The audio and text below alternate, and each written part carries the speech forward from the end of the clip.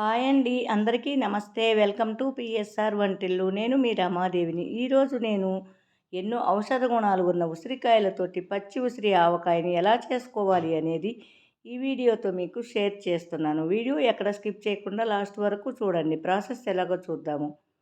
ఇక్కడ నేను ఉసిరికాయ ఆవకాయ కోసం ఒక అరకిలో రాతి ఉసిరికాయలను తీసుకున్నాను. ఇవి నాటుకాయలు, అందువల్ల చిన్నవిగా ఉన్నవి. వీటిని నీట్గా వాష్ చేసి తడి లేకుండా తుడిచి ఆరబెట్టుకొని వీడియోలో చూపిస్తున్నట్టుగా ముచ్చికలను తీసివేసి కాయకు గీతలు ఉంటాయి కదా, ప్రతి ఉసిరికాయకి ఆ గీతల్లో చాకుతోటి ఘాట్లు పెట్టుకోవాలి. నేను ఆ విధంగా తీసుకున్న ఉసిరికాయలు మొత్తాన్ని ఘాట్లు పెట్టి రెడీ చేసి ఉంచాను. ఇప్పుడు వీటిని ఇలా ఉంచి స్టవ్ పైన ఒక బాణలి ఉంచి స్టవ్ ఆన్ చేసి ఫ్లేమ్ లోకి అడ్జస్ట్ చేసుకొని దానిలోకి ఒక స్పూన్ మెంతులని యాడ్ చేసుకొని లో ఫ్లేమ్లోని డ్రైగా మెంతులని కలుపుతూ ఫ్రై చేసుకోవాలి. ఈ మెంతులు ఫ్రై అయినవి. ఇప్పుడు స్టవ్ ఆపేసి దానిలోకి ఒక టేబుల్ స్పూన్ ఆవాలని యాడ్ చేసుకోవాలి. ఆవాలు పచ్చి ఆవాలే, నేను వేడెక్కి త్వరగా మెదుగుతాయని దీనిలోకి యాడ్ చేస్తూ ఉన్నాను. ఇప్పుడు ఈ మొత్తాన్ని ఒక ప్లేట్లోకి తీసుకొని చల్లారనివ్వాలి. అదే బాణలిని స్టవ్ పైన ఉంచి స్టవ్ ఆన్ చేసి దానిలోకి ఒక టీ గ్లాసు ఆయిల్ని యాడ్ చేసుకోవాలి. ఫ్లేమ్ లోకి అడ్జస్ట్ చేసుకొని ఆయిల్ హీట్ ఎక్కగానే ఒక స్పూన్ ఆవాలని యాడ్ చేసుకొని అలాగే 2 ఎండుమిరపకాయలను తుంచుకొని యాడ్ చేసుకొని కలుపుతూ తాలింపుని ఫ్రై చేసుకోవాలి.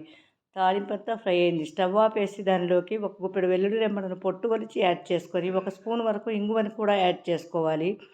ఆయిల్ ఉన్న హీటుకే వెల్లుల్లిపాయలు, ఇంగువ ఫ్రై అవుతుంది.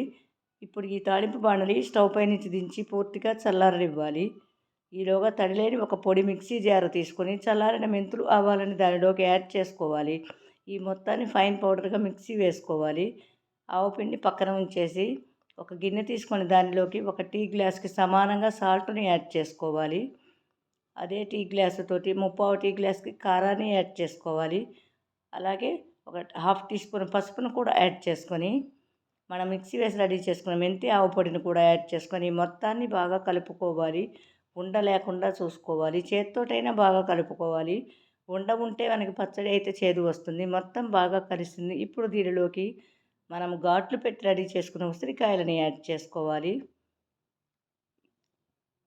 ఈ ఉసిరికాయల్లోకి ఉప్పు కారాలంతా బాగా కలిసేలాగా కలుపుకోవాలి. ఇదంతా బాగా కలిసింది. ఇప్పుడు చల్లారిన తాలింపును కూడా దీనిలోకి యాడ్ చేసుకోవాలి. ఈ తాలింపు, ఉప్పు, కారాలు అన్నీ ఉసిరికాయలకు బాగా పట్టేలాగా కలుపుకోవాలి. అంతా బాగా కలుపుకోవాలి. ఇదంతా బాగా కలిసింది.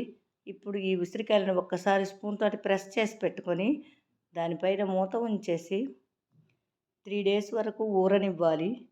3 డేస్ తర్వాత ఒక్కసారి మూత తీసి చూద్దాము. ఆయిల్గా బాగా పైకి తేలింది. పచ్చడి ఊరి ఇప్పుడు ఒక్కసారి మొత్తాన్ని బాగా కలుపుకోవాలి కలిసేలాగా. అంతా బాగా కలిసింది. అలాగే దానిలోకి మనం ఉప్పు కారాలు తీసుకున్న టీ గ్లాస్ తోటి హాఫ్ టీ గ్లాస్ లెమన్ జ్యూస్ని యాడ్ చేసుకోవాలి. ఉసిరికాయల్లోకి లెమన్ జ్యూస్ వేసుకున్నందువల్ల పచ్చడి చాలా టేస్ట్గా ఉంటుంది. ఈ జ్యూస్ అంతా బాగా కలిసేలాగా కలుపుకున్న తర్వాత ఒక్కసారి టేస్ట్ చూసుకొని మనకి ఏం కావాలన్నా యాడ్ చేసుకోవచ్చు. నేను ఇక్కడ నార్మల్ కొలతలు చెప్పాను. అంతా సరిపోయింది నాకు పర్ఫెక్ట్గా. మీరు ఎక్కువ తక్కువలో అడ్జస్ట్ చేసుకోవచ్చు కావాలంటే. అంతా బాగా కలిసి ఎంతో టేస్టీ అయిన పచ్చి ఉసిరి ఆవకాయ రెడీ అయ్యింది. ఇది తడిలేని గాజు జార్లో నిల్వ ఉంచుకుంటే 1 ఇయర్ పైన నిల్వ ఉంటుంది. అలాగే 1 వీక్ తర్వాత మనం తినడానికి వీలుగా ఉంటుంది. కాయలు కూడా బాగా ఊరుతాయి. ఎంతో టేస్టీ అయిన ఉసిరి ఆవకాయ పచ్చడి రెడీ అయింది.